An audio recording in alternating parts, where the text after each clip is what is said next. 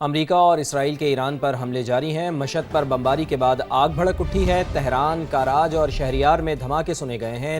اسرائیل کی لبنان پر بھی جاری ہے۔ جنوبی لبنان میں بمباری سے آپ کو بتائیں کہ 5 سے زائد شہری شہید ہوئے ہیں، جبکہ 7 زخمی بھی ہوئے ہیں۔ بالکل ایسا ہی ہے، اور سعودی وزارت دفاع کا مشرقی ریجن میں 8 ڈرون گرانے کا دعویٰ، جبکہ سعودی عرب کے سلطان ایئربیس کے قریب بھی دھماکوں کی اطلاع موصول ہوئی ہے۔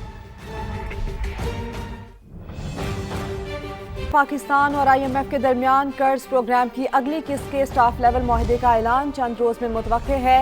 آئی ایم ایف مشن نے memorandum of economic financial policies کا مسودہ حکومت سے شیئر کر دیا۔ مزید مشاورت کے بعد اتفاق رائے ہونے پر وفاقی وزیر خزانہ اور گورنر اسٹیٹ بینک دستخط کریں گے۔ مزید جانتے ہیں اسلام آباد سے سما کے نمائندے شکیل احمد سے۔ جی شکیل، آگاہ کیجیے گا کہ میمورنڈم کے مسودے میں کیا چیزیں شامل ہیں؟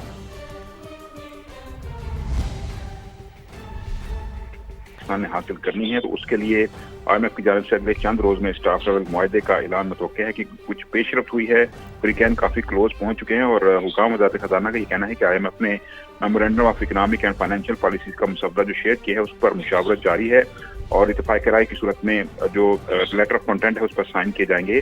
آئی ایم ایف نے ٹیکس اور نان ٹیکس ریونیو بڑھانے پر زور دیا ہے۔ ہائی آکٹین پر جو لیوی ہے اس میں 200 روپے فی لیٹر اضافہ کیا گیا، اور اب پیٹرول اور ڈیزل پر مزید 5 روپے بڑھانے کی تجویز ہے۔ پیٹرول پر پہلے ہی 105 روپے فی لیٹر سے زیادہ لیوی عائد ہے۔ آئی ایم ایف کو 100 روپے کی جو کٹوتی کی گئی ہے ترقیاتی بجٹ میں، اس پر اعتماد میں لیا گیا ہے کیونکہ مالی مشکلات کا سامنا ہے، لیکن آئی ایم ایف نے مختلف اداروں کے سی ای اوز کے تقرر کا اختیار حکومت کو دینے سے انکار کیا ہے۔ اس وقت یہ اختیار جو ہے وہ جو بورڈز ہیں اداروں کے ان کے پاس ہے۔ آئی ایم ایف سے بجلی اور گیس سیکٹر کے ایجنسی غرضے پر پلان جو ہے وہ بھی شیئر کیا گیا ہے، کس طرح اس پر قابو پانا ہے، اور آئی ایم ایف علاقائی کشیدہ حالات کے پاکستانی معیشت پر اثرات کا بھی جائزہ لے رہا ہے، کیونکہ تیل اثرات کا بھی جائزہ لے رہے ہیں۔ اپڈیٹس کے لیے آپ کا بہت شکریہ۔ وزیر اعلیٰ پنجاب کے اسٹاک مینجمنٹ پروگرام کے تحت 4 قیمتی جانیں بچا لی گئی ہیں۔ عید پر اسپتال لائے گئے فالج کے 4 مریضوں کا فوری علاج کیا گیا، جس کے باعث وہ معذوری سے بچ گئے۔ عید الفطر کے دوران لاہور میں خاتون سمیت 4 افراد پر فالج کا اٹیک ہوا تھا، جنہیں سروسز اسپتال ایمرجنسی لایا گیا۔ ٹی این کے انجیکشن لگائے گئے۔ ٹی این کے انجیکشن لگنے سے چاروں مریض چند گھنٹوں میں فالج کے خوفناک اثرات سے باہر نکل آئے۔ 75 سال کے محمد اختر کو نماز عید کی ادائیگی کے دوران عیدگاہ میں فالج کا اٹیک ہوا۔ 70 سال کے طلت محمود اور 63 سال کی شریفہ بی بی بھی عید کے دوران ہی فالج کا شکار ہوئیں، جبکہ 50 برس کے امانت علی بھی بر وقت اسٹاک مینجمنٹ سینٹر پہنچنے پر زندگی بھر کی معذوری سے بچ گئے۔ مریضوں اور ان کے اہل خانہ نے وزیر اعلیٰ پنجاب مریم نواز سے اظہار تشکر کرتے ہوئے ان کے لیے دعائیں کی ہیں۔ پنجاب میں 14 اسٹروک مینجمنٹ سینٹر فنکشنل ہیں۔ وزیر اعلیٰ پنجاب مریم نواز کہتی ہیں کہ صوبے کے ہر ضلع میں اسٹروک مینجمنٹ سینٹر بنایا جا رہا ہے۔ بر وقت علاج ہر مریض کا حق ہے، اور پنجاب حکومت انہیں یہ حق ضرور پہنچائے گی۔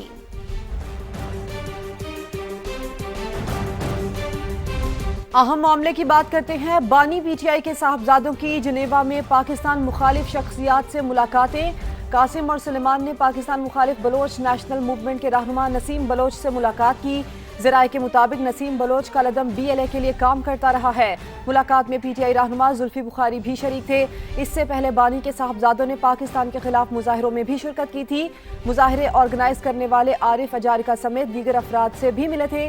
یہ ملاقاتیں جنیوا میں اقوام متحدہ برائے انسانی حقوق کے دفتر میں ہوئیں۔ بالکل، بانی پی ٹی آئی کے صاحبزادوں کی جنیوا میں پاکستان مخالف شخصیات سے ملاقاتیں ہوئی ہیں۔ قاسم اور سلیمان نے پاکستان مخالف بلوچ نیشنل موومنٹ کے رہنما نسیم بلوچ سے ملاقات کی ہے۔ ذرائع کے مطابق نسیم بلوچ کالعدم بی ایل اے کے لیے کام کرتا رہا ہے۔ ملاقات میں پی ٹی آئی رہنما زلفی بخاری بھی شریک تھے۔ اس سے پہلے بانی کے صاحبزادوں نے پاکستان کے خلاف مظاہروں میں شرکت کی تھی۔ مظاہرے آرگنائز کرنے والے عارف اجارکا سمیت دیگر افراد سے بھی ملے تھے۔ یہ ملاقاتیں جنیوا میں اقوام متحدہ برائے انسانی حقوق کے دفتر میں ہوئی ہیں۔ بانی پی ٹی آئی کے صاحبزادوں کی جنیوا میں پاکستان مخالف شخصیات سے ملاقاتیں سامنے آئی ہیں۔ اسی پر بات کرنے کے لیے عبداللہ حمید گل صاحب تجزیہ کار ہمارے ساتھ موجود ہیں۔ سر، آپ کا شکریہ، آپ نے وقت دیا۔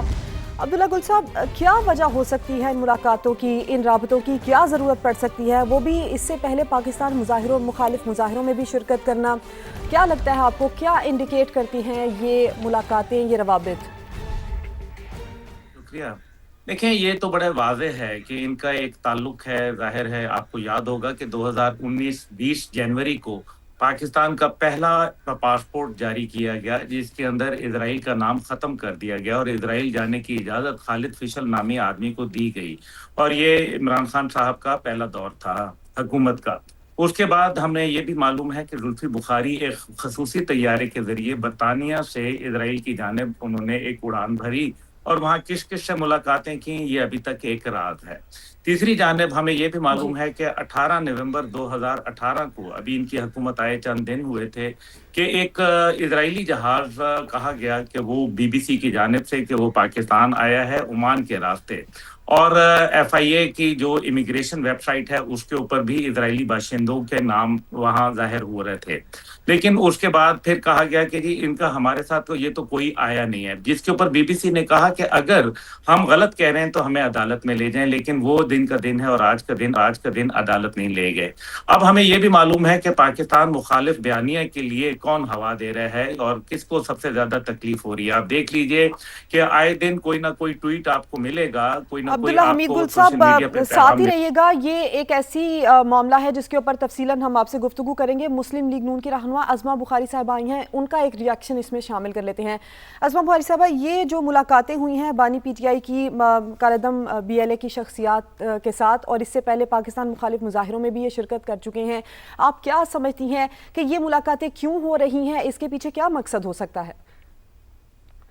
जी बहुत शुक्रिया। मुलाकातें तो खैर ये बहुत अरसे से पहले ही करते रहते हैं। मुलाकातों पे अगर सिर्फ बात रुक जाती तो बात कुछ और थी, लेकिन एक ऐसी जो है वो सिटिंग जिसके अंदर पाकिस्तान का जीएसपी प्लस स्टेटस जो है वो अंडर डिस्कशन था, उसको रिवोक करने की बात हो रही थी। उसमें जो है वो इनका जाना, वहां जाकर जो है वो पाकिस्तान के खिलाफ एक गलत केस प्लीड करना, जो हम कई दफा जो है वो कह चुके हैं कि एक पुरअसाइश किस्म की जेल जो है वो अपने तमाम जो करतूत हैं उनके बावजूद जो फितना खान भुगत रहे हैं, उसके बावजूद उसका इशू बनाकर खामखा पाकिस्तान को उसके ऊपर जो है वो टारगेट करना, ये एक जो है वो ये भी स्टोरी पहली दफा नहीं है। ये कई दफा पाकिस्तान के खिलाफ, वो बेशक आईएमएफ का प्रोग्राम कैंसिल कराना हो, पाकिस्तान के जो ट्रांच आ रही है उसको रोकना हो, पाकिस्तान के खिलाफ सिविल नाफरमानी करनी हो, पाकिस्तान को नुकसान पहुंचाने की हर तरह कोशिश के अंदर ये लोग शामिल होते हैं। और अब मैं सिर्फ जो डॉट्स जो है वो ज्वाइन करना चाहती हूँ कि ईद के ऊपर इनके बेटों से जो उनकी मुलाकात हुई, उसके बाद इस जो मूवमेंट का चलना, पाकिस्तान मुखालिफ लोगों से मिलना, बीएलए के रहनुमाओं के साथ टेबल शेयर करना, उनके साथ पैनल में मौजूद होना, फिर वहाँ तकरीर फरमाना, ये इतनी सिंपल बात नहीं होनी चाहिए पाकिस्तानियों के लिए। उनको ये बात समझ में आनी चाहिए कि इनका एजेंडा क्या है, ये करना क्या चाहते हैं, और जो पहले से करते आए हैं ये उसी को आगे लेके चल रहे हैं कि पाकिस्तान के खिलाफ जिस तरह भी साजिश की जा सकती है। ठीक है, इनको कोई सियासी इख्तलाफ हमसे हो सकता है, वो सियासी इख्तलाफ हमेशा हर एक पार्टी को दूसरी पार्टी से होता है, लेकिन मुल्क के खिलाफ साजिश ये तो बिल्कुल एक ऐसी बात है जो कोई पाकिस्तानी सोच भी नहीं सकता। और ये जो बेटे बैठे हुए हैं जो आज बहुत मतलब तकरीरें फरमा रहे हैं बैठ के, इनके पास है ना नायकॉप, आते क्यों नहीं पाकिस्तान? आके अपने जो है वो वालिद साहब को 4-4 साल ये मिलते नहीं थे। जब ये वजीर आजम थे, जब इनके वालिद साहब, ये तब कभी पाकिस्तान नहीं आए थे, और अब जो है वो पाकिस्तान आने के लिए इनको बहुत बेताब हो रहे हैं। हम कह रहे हैं आए आपको, लेकिन उनका आना, पाकिस्तान आना मकसद नहीं है। उनका पाकिस्तान को नुकसान पहुंचाना और उन जो है वो ताकतों के साथ मिलके पाकिस्तान के खिलाफ घिनौना खेल खेलना, ये इनका एजेंडा है। और मेरा ख्याल है कि अब ये किसी को भी कोई इसके ऊपर शक रह नहीं जाना चाहिए कि इनका एजेंडा पाकिस्तान मुखालिफ है। ये उसके लिए इंडियन लॉबी से भी मिल सकते हैं, ये इंडियन मीडिया और उनकी जो है वो हमदर्दियां हासिल करने के लिए उनको इंटरव्यूज भी दे सकते हैं।